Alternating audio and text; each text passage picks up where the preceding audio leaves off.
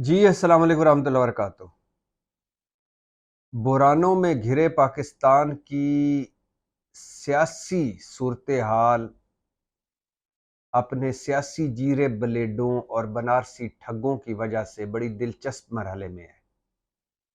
एक तरफ जनाब एक जरदारी सब पर भारी अभी भी मिशन बिलावल भुट्टो पर निकले हुए हैं, और मिशन बिलावल भुट्टो है कि किसी न किसी तरह कोई समझौता हो जाए, कोई डील हो जाए, कोई ढील मिल जाए, कोई जुगाड़ लग जाए, कोई करामत हो जाए, कोई मोजज़ा हो जाए, बिलावल भुट्टो के सर पर वजारत उज़्मा के सेरे सज जाएं। और अभी तक जरदारी साहब उस चक्कर में। दूसरी तरफ मुस्लिम लीग नून है, उन बेचारों का तो हाल ही कोई नहीं। अजीबो गरीब आधा तितर आधा बटेर नुमा पार्टी बन चुकी है। आधे लोग इस्टेब्लिशमेंट की आंखों के तारे शहबाज शरीफ साहब के हम नवा हम प्याला हैं। आधे इनकलाबी 18 घंटों के लिए इनकलाबी बने नवाज शरीफ के साथ खड़े हैं। 18 घंटों के बाद उनका इनकलाब एवन फील्ड से बहता हुआ, हाइड पार्क से निकलता हुआ दरियाए टेम्स में जाकर रांदा दरगाह हो गया, और नवाज शरीफ साहब फिर अपनी वापस उसी हैसियत पे आ गए। उन्होंने कोशिश की एक जाली इनकलाबी बनने की, झूठा इंतखाबी बयानियां लाने की, एक पुराना मंजन और चूरन बेचने की, लेकिन वो जाहिर है मुल्क बदल चुका है। अब डिजिटल मीडिया है, दुनिया एक ग्लोबल विलेज बन चुकी है। तो नवाज शरीफ साहब का वो चूरन पहली बस में ही चढ़ के उन्होंने अभी लगाया था कि भैनों ते पिराओ है, मैं चूरन लेके आया जी। लोगों ने बस से उतार दिया। तो मुस्लिम लीग लगी हुई है मियां मोहम्मद नवाज शरीफ से की वापसी की तैयारियों में। सऊदी अरब, यूएई, कतर, चीन, तुर्की, इन सारे मुल्कों से गारंटियां लेकर पाकिस्तान में कदम रखने के ख्वाहिशमंद मियां मोहम्मद नवाज शरीफ को अभी उनके मुस्लिम लीग में अपने शाहिद खाकान अब्बासी, शहबाज शरीफ समेत लोग कह रहे हैं कि मेहरबानी करें, अभी ना आए, 2 महीने ना आए, हालात साजगार नहीं है, और अगर आना है तो ये इस्तकबाल वाले झंझट में ना पड़े। लेकिन मरियम नवाज चूँकि अलमे इस्तकबाल बुलंद कर चुकी हैं और उनकी ज़िद है कि इस्तकबाल होगा, हालांकि उन पर सानिया शाहदरा गुजर चुका है। 1500-2000 लोगों के सामने उन्होंने खिताब फरमा चुकी हैं, उनको भी पता चल गया है।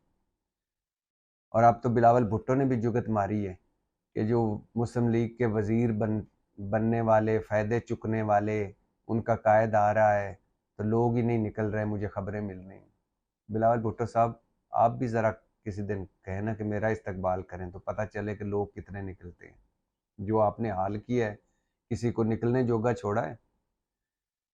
तो खैर, पीपल्स पार्टी लगी हुई है बिलावल भुट्टो के वजारत उज़्मा के सेरे सजाने के लिए। मुस्लिम लीग लगी हुई है नवाज शरीफ के लिए, इस्तकबाल के लिए, और 10 लाख लोग और नवाज शरीफ साहब वापस आएंगे। अदालत भी है, फायज ईसा काजी हैं ऊपर। खैर वहाँ तक तो मामला अभी पहुँचेगा ही नहीं, लेकिन फायज ईसा काजी हैं तो सही, आइन के साथ खड़े होने वाले, आइन की हमेशा बात करने वाले। तो अदालत है, इस्तकबाल है, 10 लाख लोग हैं, उसके बाद इंतखाबी मुहिम है, उसके बाद ना बयानिया है ना परफॉर्मेंस है, उसके बाद इलेक्शन है, बड़े मरहले हैं। तो मुस्लिम लीग नून तो उन चक्रों में पड़ी हुई है। तहरीक इंसाफ 9 मई के मुकदमे भुगत रही है, और इमरान खान अंदर हैं, जेल में है। तहरीक इंसाफ तितर बितर है। मौलाना साहब कह रहे हैं कि भाईजान मुल्क का सोचें और मुल्क का हालात, मुल्की हालात देखें, आवाम के हालात देखें कि आप इलेक्शन के चक्रों में पड़े हुए हैं। कभी मौलाना साहब फरमाते हैं कि जनवरी में इलेक्शन ना करवाएं, तब कई मुल्क के इलाकों में तो बर्फबारी होगी, इलेक्शन वोट कैसे लोग डालेंगे। कभी वो कह रहे हैं कि अपने हालात देखें मुल्क की, और मौलाना साहब की बहुत सारी बातें समझ भी आने वाली होती है। लेकिन कहने का मकसद ये है कि किसी भी जीरे ब्लेड को, बनारसी ठग को, इस मुल्क और कौम का कोई फिक्र नहीं। हर कोई अपने अपने चक्कर में है।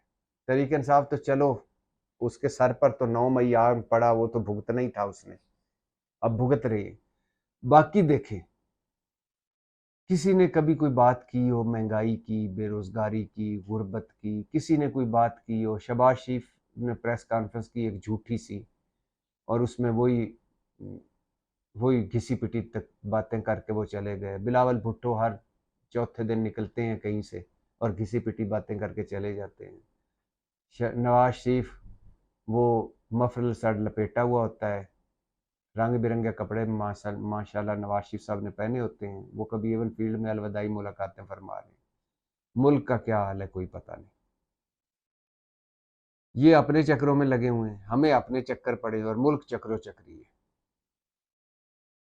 अब इस मुल्क जो चक्रो चक्री है, इसको चक्रो चक्री में डाला किसने? ये ना कौम को कोई गर्ज है, ना इनको जीरे ब्लेडों को कोई गर्ज है। सारों को ये है कि एक बारी और मिल जाए। नवाज शरीफ साहब खैर से 70 से वो भी ऊपर हैं, जरदारी साहब के भी 70 से ऊपर हैं, और गद्दियां अब जरदारी साहब ने बिलावल भुट्टो के को गद्दी पे बिठाना है बाकायदा अमली तौर पर, वैसे तो बैठ चुके हैं, और नवाज शरीफ साहब ने मरीम नवाज साहब को बिठाना है अमली तौर पे वजीर आला पंजाब बनाकर। तो लिहाजा सारे अपने अपने चक्रों में लगे हुए हैं और हमें अपने चक्कर चढ़े हुए हैं।